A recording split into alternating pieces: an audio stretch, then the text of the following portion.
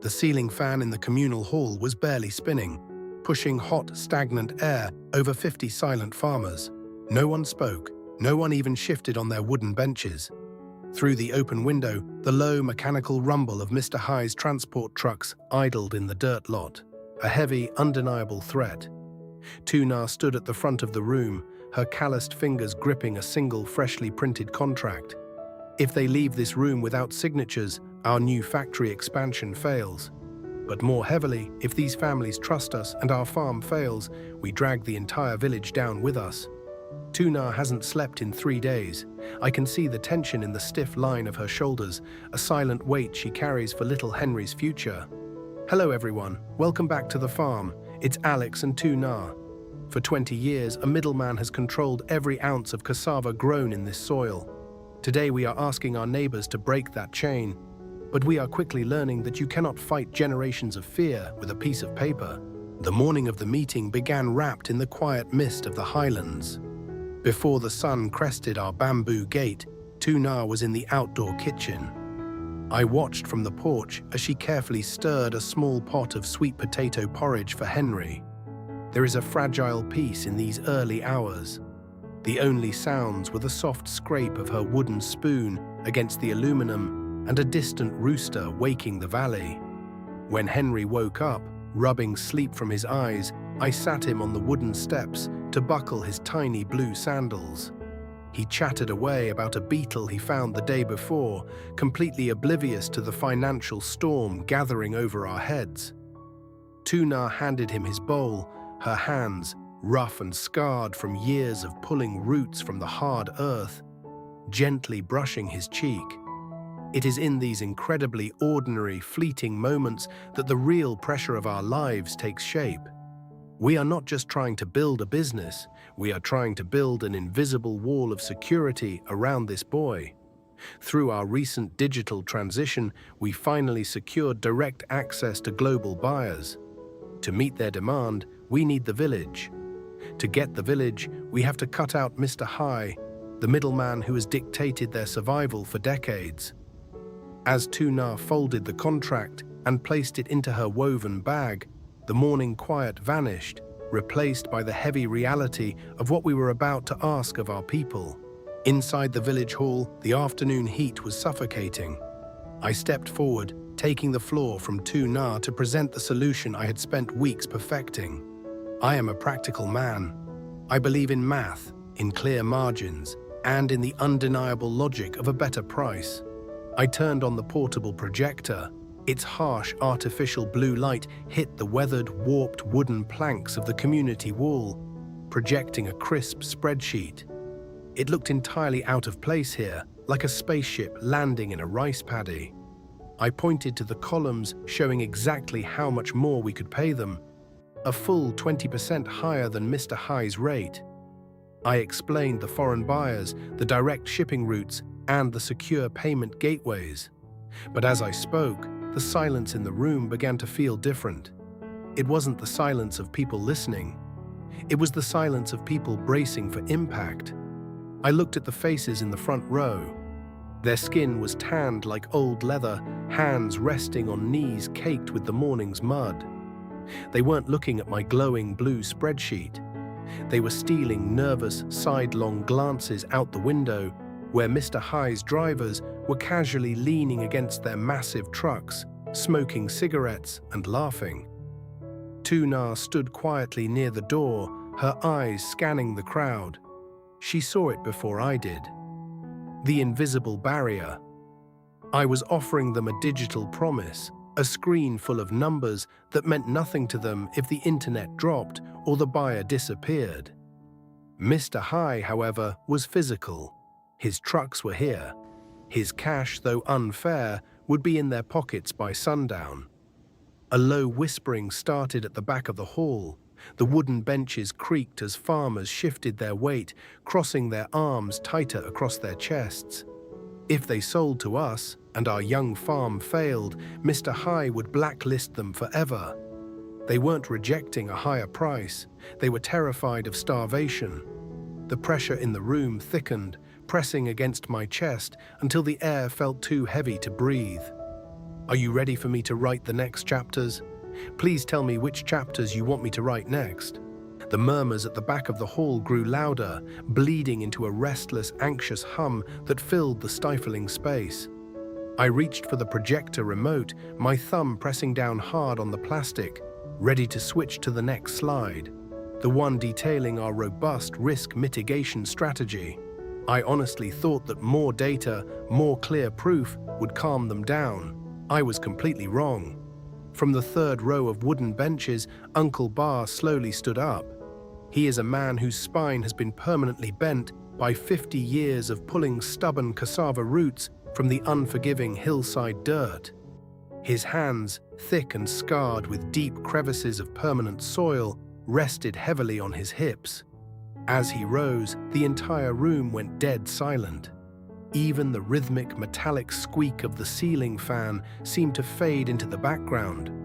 He didn't even glance at my glowing spreadsheet. Instead, he bent down slowly, reaching toward the hem of his rolled-up trousers. He scraped a handful of dry, red earth from the deep treads of his rubber boots, holding it tight in his fist as he walked toward the front. With a sharp, sudden motion, he threw the dirt onto the floor, right into the path of the projector's beam. The dust bloomed violently in the artificial blue light, swirling like smoke before settling slowly onto the warped wooden planks. "You play with computers, Alex," Uncle Bar said. His voice was a low, gravelly rumble that carried effortlessly to the very back of the hall. He pointed a trembling, soil-stained finger directly at the screen. "High pays us in cash today, right now. If your foreign buyer disappears behind that screen, will your blue light feed my grandchildren?" It was a jarring, incredibly uncomfortable question, and in that heavy silence, watching the dust settle across the floorboards, I had a quiet, devastating realization. I was speaking the polished language of a corporate boardroom, but I was standing in a room entirely built on daily survival. You cannot scale a rural community business by simply offering higher profit margins. When you ask people who live paycheck to paycheck to change their ingrained habits, you are not just asking for a new business partnership. You are asking them to gamble their family's life on your word. I opened my mouth, ready to defend the mathematics, ready to explain the safety of international escrow accounts. I took a deep breath, preparing to argue, but before a single syllable left my lips, I felt a gentle, heavy hand grip my forearm. It was Tu Na. She didn't say a word to me. She simply stepped in front of the projector, letting the harsh blue light wash over her faded cotton shirt, and reached over to press the power button. The fan whirred down. The screen went black.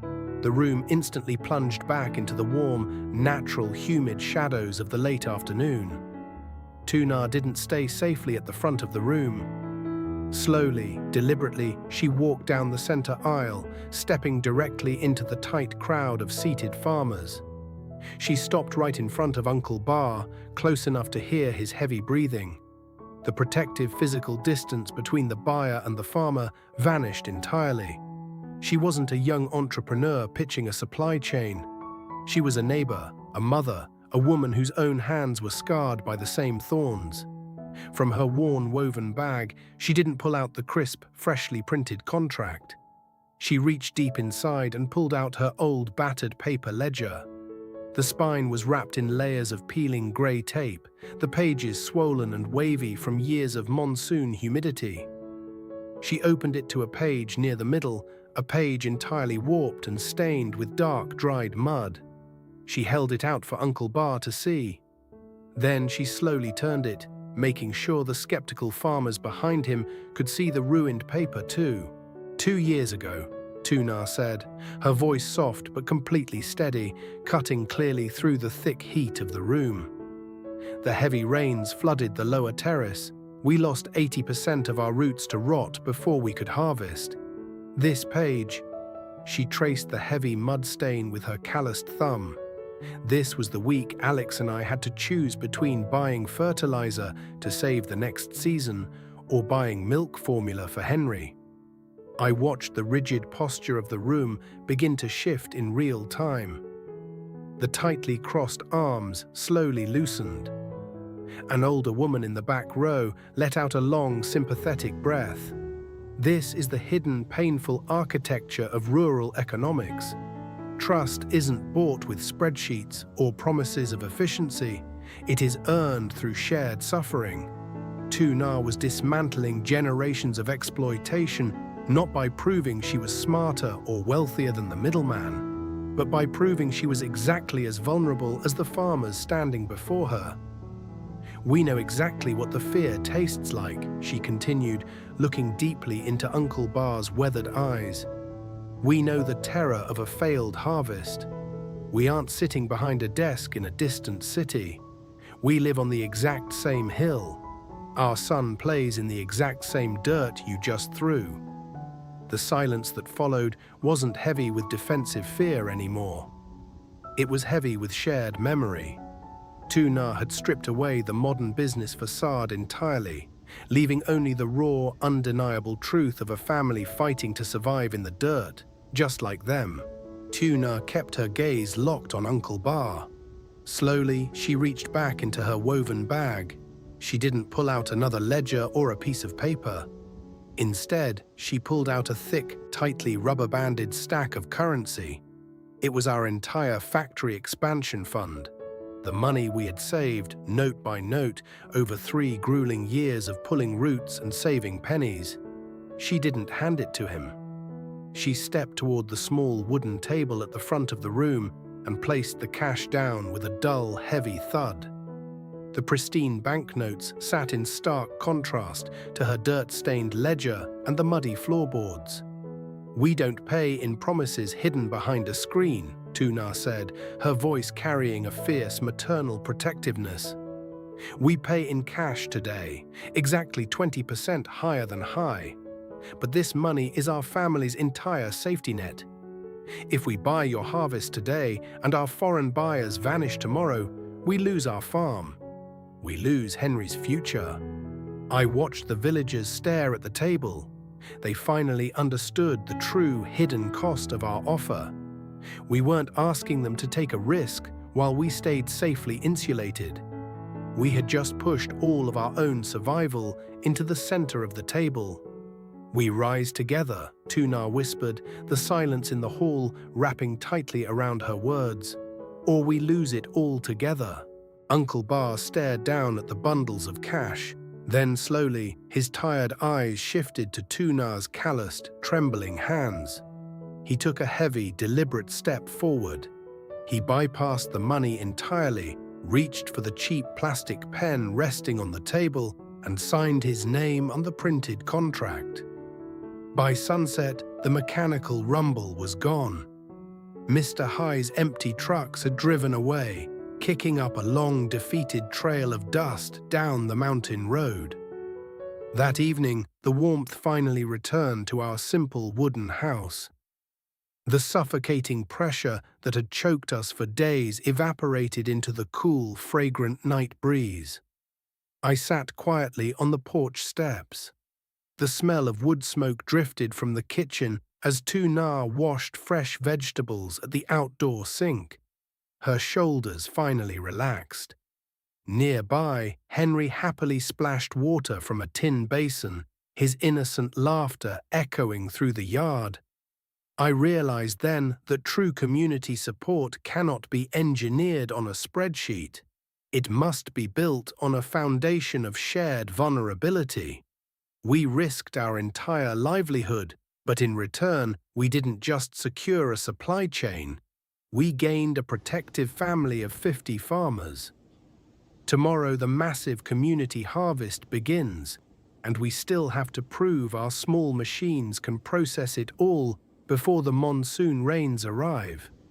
But watching Tu Na smile as Henry hands her a wet green leaf, I know we are no longer carrying the weight of this mountain alone. Healing, it turns out, begins the very moment you are brave enough to share your fear. If you've ever had to take a terrifying risk to build a better life for your family, please share your experience in the comments below. Please subscribe and turn on notifications so you can join us right here for tomorrow's harvest.